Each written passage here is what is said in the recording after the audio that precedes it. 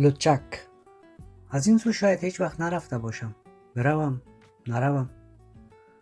سمت چپ بیرو بارک بود، مستقیم، متمایل به راست، آرام. وقت نگاهش را از سمت شلوغ و سمت آرام دوباره گشتان و متوجه شد در این مسیر کانال آب هم در کم پیشترش دیده می شود که متفاوت و وسیع‌تر از دیگر کانال های آمستردام است. به معطلی به آن طرف آغاز کرد به گامیدن.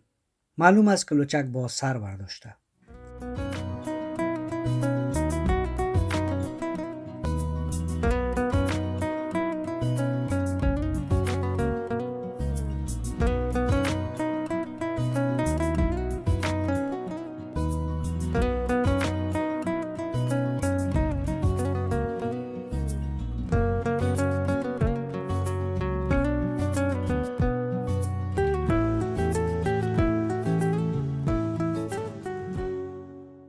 هرگاه زیاد سر شوق ناشی از عشق می بود یا برخلاف مسئله افسرده‌اش می کرد، به بهانه بیرون می رفت و در حالی که راه خود را عمدن دور می کرد از یک کوچه به دیگر کوچه، از کنار یک کانال به دیگر کانال قدم می زد و هم گاه سر یک پل و دیگر پل می مکثید.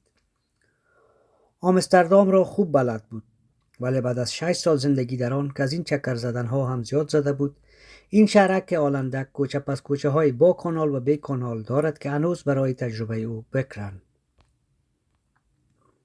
درست دیده بود. این کانال چقدر نسبت به دیگر کانال های شهر پهن‌تر است. فرق دیگرش این که بلندی خیابان کنار آب از سطح آب برخلاف اکثر کوچه های کانالدار شهر چندان زیاد نیست، شاید نیم متر باشد. شمالک اردیبهشتی که از مقابلش میوزید و پس از هر لحظه یک پف نسبتا محکم میکرد باعث خلق موجهای آرام روی آب شده بود. آب ساکت کانال آب جاری را میمان. شک کرد نکند آب راستی جریان داشته باشد. نه، پس از دقت مطمئن شد که آب ساکت است. بهانه بیرون آمدنش در این روز شنبه کاغذهای برادرزاده‌اش بود. 7 سال میشد که نوید را ندیده بود. چطور طاقت کرده بود؟ چند روز میشد خبر شده بود نوید را سالهاست درد چشم آزار میدهد. پرسیده بود خب تا حال که به من خبر نداده بودید خیر، اما در این چند سال شما چی کردید؟ دنبال راه‌حل‌های گشتیم. یکی میگفت نزله بهاری است، یکی میگفت اساسیت در مقابل خاکباد است، تا یکی دلجمی دادمون که درد ناشی از شهوت و بلوغ است. بخیر که زن کرد خود به خود خوب می شود.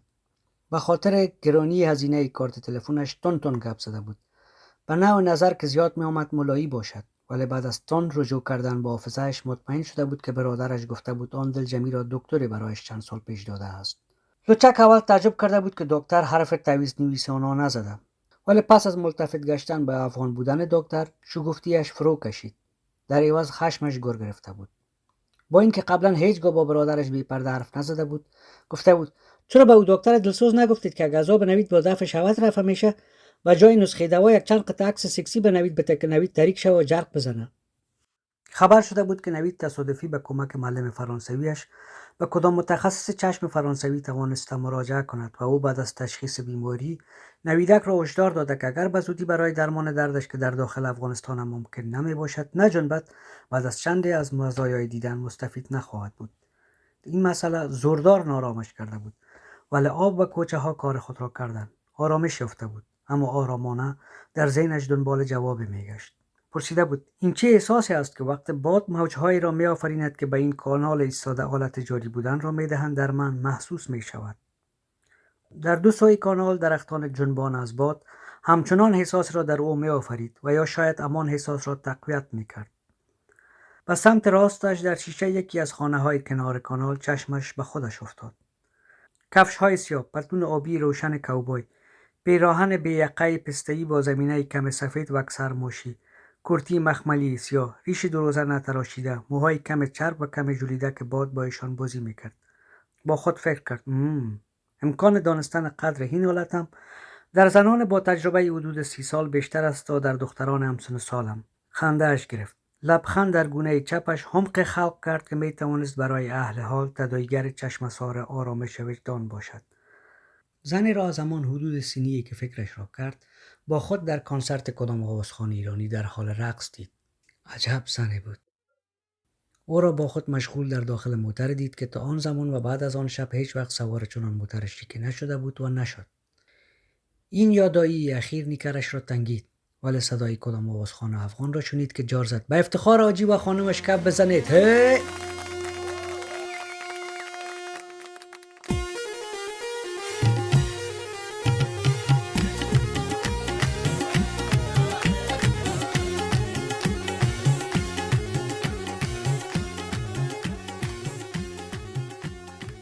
دید زنی که زورکی با حاجی صاحب سرسفید میرقصد آشنای کنسرتش است. ها یافتش. آن احساس ناشی از حرکت پهن ولی آرام موجها احساس دیدن نوع شکوه بود. شکوه آشنا. هنگامی که یلدای عروس و همایون داماد در زیر نور چراغ تعقیبگر که در آن لحظه یگانه چراغ بود همنوا با موسیقی آرام و آهسته وارد سالن شدند، این نوع زیبایی و شکوه را اولین بار حس کرده بود. از آن شکوه‌های خشک شاهانه و اشرافی نبود. این فر و شکوه مدیون کمال نورپرداز یا زیبایی همایون و یلدا هم نبود. در بین جفت‌های افغانی که می‌شناخت، همایون و یلدا یگانه زوجی بودند که با وجود مخالفت پدر و مادرشان آشکارا چندین سال پیش از عروسی و نامزادی با هم دوست بودند. حتی شبها را با هم گذشتانده بودند و وقتی هم دیدن پول یک سور و سرور ساده ولی گرم را دارند، جشن به نام عروسی و ازدواج بنا کردند. نه به دلیل که آن را فرض می‌شمردند، بلکه چون دوست داشتند جشنی داشته باشند و هم به اندازه توانشان پدر و مادر خود را خوشنود کرده باشند.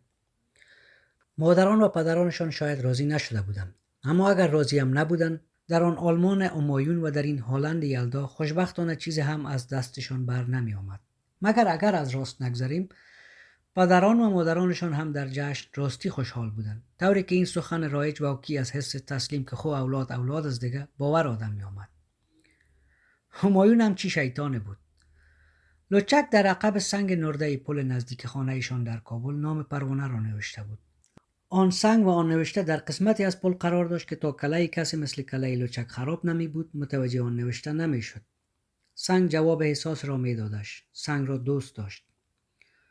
با همایون که با مادرش به خانه ایشان مهمانی آمده بودند بیرون رفتند. سر پل خود را پشت سنگ چسبان و از روی شیطنت حرکات گاییدن را اجرا کرد و با همایون گفت: اخ بچه‌ش کی باشه که پروانه باشم. بعد نوشته را نشان همایون داد و گفت: این را هر وقت به یاد پروانه بغل میزنم. و هر دو بلند خندیدند. همین کارهایش بود که لقبش لچک شده بود. از افشای راز خود زود پشیمان شد، چون دیگر هر وقت گذر همایون با آن پل میافتاد میرفت سنگ را بغل میکرد و میگفت: او لچک، این پروانه تا میکنم. لچک بیچاره غیرتش میآمد و او را میدواند. یک ماهی خورک سینه خود را با پرواز مثل اسکیت بازهای روی صحن مخصوص اسکیت و روی آب زد و دوباره به پیش بلند شد و چند متر بعد روی کتاره کنار کانال نشست. سینه به آب زدنهای غوچی‌های کابل به یادش آمد. با خود گفت: چقدر این مسیر به مسیر پیاده‌روی کابل هم میماند. فکرید: من از زمان اوایلم از قدم زدن کنار آب آرامش میافتم. درست بود. در شروع سال بعد از مکتب عصرها میرفت در رودخانه کم‌آب و گاهی وقتم کاملا به آب قدم میزد و تا آنجا بود شمالک‌های مرطوب و هوای بهاری رودخانه نشأش میکرد و فراموش میکرد که عمه مرتب یادآوریش میکنند که بینیش کج شده و به قول زن برادرش به همین دلیل هرگز زن نخواهد. بعدها نتیجه گرفته بود اگر کجی بینیم سبب نمیشد که در سرزمین تنهایان خانه‌ای بنا کنم، شاید هیچ وقت به بخت آشنا بودن با کوچه‌های نهانی زیبا و فابریکه‌های تصفیه کن شهرهای این کشور خلوتگران سازنده نمی رسیدم. بعد لبخند حاکی از خوشنودی زده بود که بیشک آن وقت هم تداعی کننده آن چشم اسحار بر گونه چپش ظاهر شده بود. شمال محکم پوفید و سوال را در کله‌اش کاملا حل کرد. چون وقت درختان کنار کانال از آن وزش مستان شاخه و برگ تکان دادن، برایش واضح شد که اینها هم تا حال به طور مبهم کاکل زدنها و چرخیدنهای رقاصان جشن عروسی یلدا و همایون را برایش تداعی میکردند. پای برد صحنه‌ای که در رودخانه کاملا خشک قدم میزد و یک باره متوجه شده بود که آب گل رنگ و مستی از مقابلش میآید که در آغوش رودخانه جاری شود هم شکوهمند بوده. بارها وقت در رودخانه قدم میزد آرزوی تجربه دوباره آن صحنه در دلش شور و شوق انداخته بود، ولی دیگر برآوردن نشده بود. یک بار در حالی که حین چکر زدن غرق دیدن جست و خیز بقاها بود، پایش در فاضلاب فرو رفت که از کنار آب خانه حاجیار محمد در رودخانه جریان داشت و اخ و تفش را بلند کرد. مگر شوق دیدن جاری شدن آب نگذاشت دلزده شود و حتی با آن آرزو تا پل حسن گوساله پیش رفت. از زیر آن پل تا چندین متر جلوترش به شکل زینه سنگکاری شده بود. جریان و غلتش کفالود آب در آغاز تابستان روی آن سنگکاری منظره و صدای جذاب و محو کننده را می آفرید. این قسمت همیشه باعث فکر کردنش به دو چیز می شد. این که اگر می شد شب را با پروانه در کنار زیبایی حاصل از این محصول مشترک طبیعت و بشر به صبح می آورد، ولی هر وقت بوالحسن گوساله را می دید یا اسمش را می شنید، چهره گومانند علی نانوا کابوسوار در ذهنش باعث اذیت می شد. از چهره علی حالش به هم می خورد. هر کی از قانونهای نانوایی که ساخته سرور پسر کاکای علی و مالک نانوایی بود سرپیچی میکرد و یا مطابق میلش عمل نمیکرد، علی چوب دستش را شمشیروار بلند میکرد و به زدن و کندنش میپرداخت. همیشه آرزو داشت در خانهشان تنور بنشانند که خمیرشان را خودشان بپزند و محتاج این نانوایی شوم نباشند. چندین بار شاهد صحنه‌های تنبیه شدن‌های دخترکان به دست علی بود و دیده بود که چطور موذیانه انگام زدن به پستان‌های نورز و باسن‌هایشان لاس می‌زد. به همین دلیل وقتی از صدیق شنید علی پروانه را زده، چون پروانه پرده را بالا کشیده بود تا مواظب باشد که از خمیرشان چونگی نکنند، درد خواسته بود اشک گردد و از چشمان لچک لبریز شود، ولی اشک را پیش از آن که بیرون آید مخاطب کرده بود. در جایت میمونی و صبر میکنی تا یا خشک شوی یا روزی از چشمان مالک نانوایی و جانشینانش بیرونت آرم. تا حالا کابوس تجاوز در لای مکرهای مختلف پوشانیده علی بر پروانه در خوابش تکرار می شود. اما چند پیش در یکی از خانه‌های زمان مهاجرتشان در پشاور روی بام بالا شد تا از درخت چسبیده به بامشان لکات بشیند که مادرش صدایش کرد: بیا پایین اولو چک چشم سفید. ولی انگار ممانعت مادرش او را متوجه این بختش کرد که تا چند لحظه دیگر جشن عروسیش آباد می‌گردد. ذوق زده شد. چشم مادر و همه حاضرین را به گونه‌ای که خودش هم نفهمید چطور غلط داد و مثل دارباز ماهر چابکانه رفت پشت بام.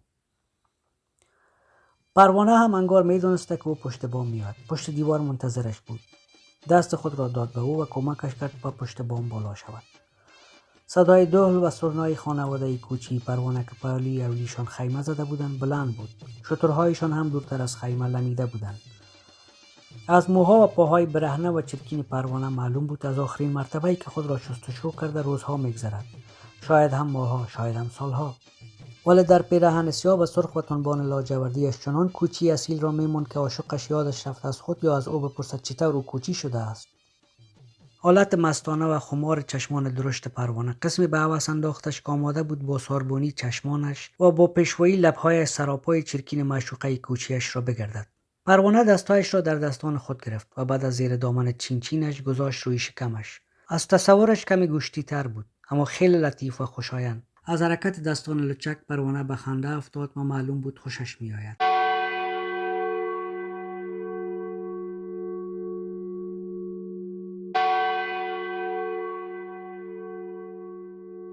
زنگ کلیسا لچک را از خواب پرانده بود. گفته بود: هی لعنت به تو کلیسا. نگذاشتی خاک افسونگر احمد حداقل در خواب کارش را میکرد. به کافه اینترنت رسید. دختر بلندتر از خودش که باریک و متناسب جلوه میکرد با نگاه و لبخندی که در آن شیطنت شیرین موج میزد سوال کرد که به او چی کمک کرده میتواند. کاغذهای نوید را از بغل جیبش بیرون آورد و گفت: لطف کنید این دو کاغذ را اسکن کنید. دختر چرخ زد و به سوی اسکنر رفت. عین قدم زدن با دست چپش پتونش را سر سوزی‌هایش بالا کشید و با حرکات خود را تا اسکنر رساند که لچک لحظه‌ای خیال کرد در فضا تنها و جنبان جفتی از حسن لذیذانه و لرزان در حرکتند. عینی که دختر مصروف اسکن کردن بود چند بار چند نگاه گرم بینشان رفت و آمد کرد. از اروپایی نبودن دختر مطمئن بود ولی نمی‌توانست تشخیص دهد از کجا است. حدسش روی مراکشی و ایرانی بودن دختر احساس قوت میکرد. در دل گفت: گرچه هنوز با 30 سالگی فاصله داری، اما اگر غلط نکنم قدر شناسیت خوب رشد کرده است. با این که ایمان دارم سراغ همیشه مبارک است، چی کنم که فعلا کلم بیشتر مشغول چیزهای دیگر است. اگر به قول ریش سفیدان ملتم نصیب و قسمت باشد حتما خدمتت خواهم رسید. در جیبش دست برد و مطمئن شد با خود قلم دارد. هنوز 20 متر از کافه دور نشده بود که چرخ زد و تند و هیجان زده دوباره به سوی کافه راه افتاد. ببخشید میتونم 4-5 ورق سفید A4 از شما بخرم؟ نه، پول لازم نیست. دختر از پرینتر چند کاغذ سفید گرفت. تا دریچه پرینتر را ببندد چله‌اش در بین آن گیر کرد و شرنگ شرنگ افتاد روی کف دکان. صدیق کمی نفس سوخته وارد اتاق نشیمن آفتابیشان شد. در کنج اتاق مادر و برادر 5 روزه‌اش خوابیده بودند. شاید هم بیدار بودند. نازی خواهر بزرگش اتوکاری میکرد. پروانه و پدرش شیشه های پنجره مشرف به پل را پاک میکردند. پدرش گفت بیا سینهایم را بالا بزن. صدای زنگ بایسکلران از پایین به گوش آمد. صدیق گفت پروانه یک بچه دوستت داره. پدر پروانه یک سیلی روی صورت صدیق چسباند. بیا تایرهای بایسکل نو پم کردیم. سواری مزه میده. اما صدیق تنها حین که ناخن انگشت وسطی دست چپش را میجوید با بایسکل ورزشی سرخ رنگ لچک نگاه انداخته بود و بس. قبلا تا او را با بایسکلش میدید درخواست سواری میکرد. او هم به خاطر این که دل صدیق را خوش کند در حالی که گیر بایسکل پیش از آن که به او برسد از کار افتاده بود به صدیق میگفت گیر را تو تبدیل کن و هر وقت صدیق گیر تبدیل میکرد او تندتر پا میزد. بار آخر از صدیق خواسته بود به پروانه بگوید او دوستش دارد. یا گیر تو تبدیل کن. صدیق سرش را جنباند. روی تا چی شده؟ پدرم زدیم. کت چی؟ کت سلی. چرا خی زخم شده؟ چلیش زخم کرد. احمد را دید که تنها زیر آفتاب تابستانی در آخر میدان کنار کوت خاک روی زمین نشسته. با بایسکلش به طرف او رفت. احمد گیرش را از تنبان بیرون کرده بود. با یک دست محکم گرفته بود و با دست دیگر رویش خاک میریخت. بچه ظالم چرا تو میکنی؟ خاک هم شخ میکنی شم کته. حالا نسوار هم میزنی؟ نسوار نیست، در قوطی دیگه چیز است. چیز؟ خاک و توتک. خودم کت خولک شکارش کرده بودم. هو چی کار میه؟ سر هر دختر خاک و توتک بندازی از تو میشه. با مام کمی میتی؟ اگه بایسکل چند دقیقه بتی کتت نصف میکنم. نازی و مادرش قالینشان را در رودخانه میشویند. پروانه و صدیق در آب شفاف و کم عمق رودخانه ماهی ها را تعقیب میکنند. لچک وانمود میکند که او هم دنبال ماهی ها میگردد. وقت فاصلهش با پروانه که پشت به او آرام آرام روان است کمتر از 1 متر میشود سرش را میچرخاند تا مطمئن شود نازی یا مادر پروانه متوجهش نیستند. چشمانش به اعصابش گزارش میدهند که توپستان نیمه هوریان و لرزان مادر پروانه که خم شده و به قالین صابون میزند شیرین‌تر از همهای پاکستان هستند. اعصابش غریزی به کیرش میامرد که بشخد. خاک را به سوی سر پروانه میپاشاند ولی بر سر پرتو خورشید دیده نمیتواند که خاک بر سر پروانه میافتد یا باد آن را به دیگر سمت میریزد. زیر بید مجنون کنار کانال یک چوکی نئی میبیند که پیشتر ندیده بود. شاید از ماهیگیری باشد. ورقهای سفید را که از دختر گرفته بیرون می آورد. پلی که در جوارش بود شروع کرد به باز شدن. کشتی بلند سفید رنگ از آن سوی پل به این طرف کانال که او نشسته بود وارد شد. پر از سالمندان بود. چند تنشان به طرفش با لبخند دست تکان دادند. بر دیواره کشتی به خط آبی نوشته شده بود. You don't expect to die young, do you? We don't. و کمی پایین‌تر و درشتر از آن درج بود. Support has to support you. پروانه با شادمانی داد زد گرفتم. خریطه پلاستیکی سفید را که پر از آب بود به افتخار بالا گرفته بود. روی خریطه به خط درشت سرخ چاپ شده بود. کمک‌های اتحاد جماهیر شوروی به افغانستان. در جریان و بعد از تحصیلات حسابداریش بارها فکر کرده بود که آیا هزینه چاپ آن متن زیادتر بوده است یا هزینه پلاستیک و ساختن آن خریطه. پل بسته شد. با خود گفت نه بابا، کجای این مسیر به مسیر پیاده‌روی کابل هم میموند. آن مسیر در داخل رودخانه بود. این کنار کانال است. رودخانه گاهی خشک بود، گاهی کم‌آب، گاهی سیلابی. آب کانال به طور کنترل شده ایستاده است و ژرفایش به اندازه‌ای است که کشتی رویش حرکت می‌کند. پل‌های روی رودخانه کابل را خیراتگونه ساختند. پل‌های روی کانال را به دست آوردند. باد مواد اساسی آن پل‌ها را به قاره‌های اروپا و آمریکا و استرالیا برده. مواد اساسی این پل‌ها آورده باد از قاره‌های آسیا، آفریقا و آمریکاست. فهیم نورشاهی، آمستردام، می 2006.